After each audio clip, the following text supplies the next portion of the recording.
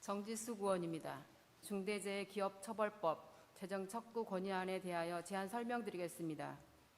제안 이유를 말씀드리면 지난 10년간 산업안전보건법 위반 사건 6,140사건 중 1심에서 징역, 금고형이 선고된 사건은 0.57%뿐이었습니다.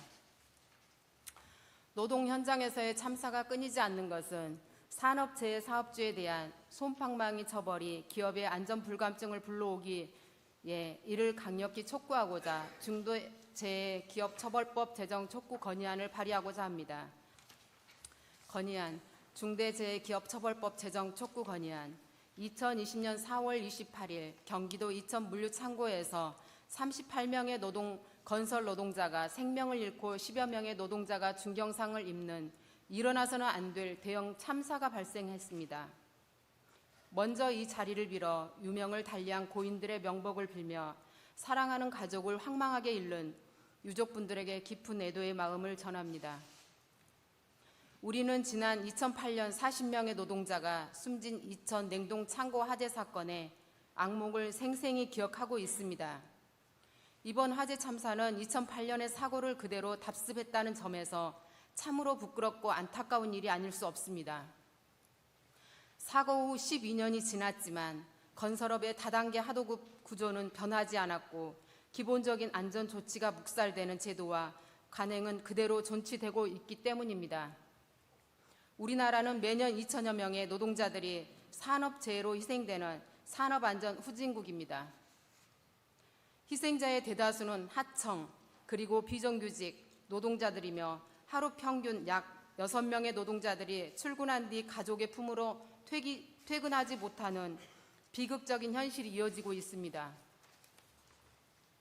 생명보다 이윤을 앞세운 기업의 불법적 비도덕적 행위로 인해 묵묵히 일한 죄밖에 없는 노동자들이 안타깝게 희생되고 있는 것입니다.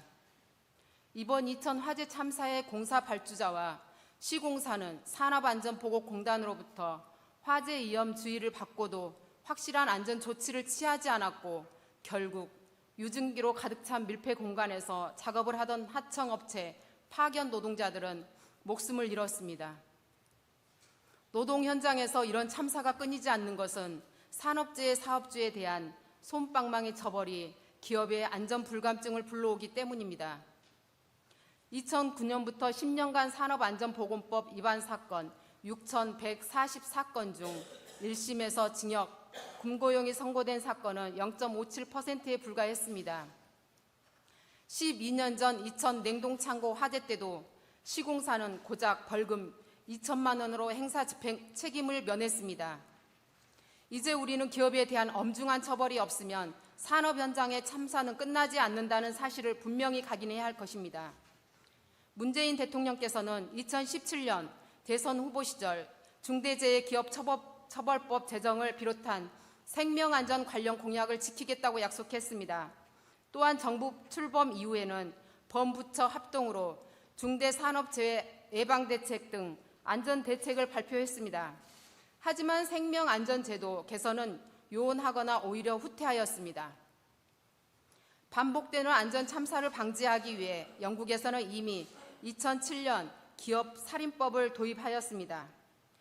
산업재해를 일으킨 경영자 또는 법인을 범죄 주체로 보고 과실치사, 과실치상에 대해 형사 책임을 물을 수 있도록 한 것입니다.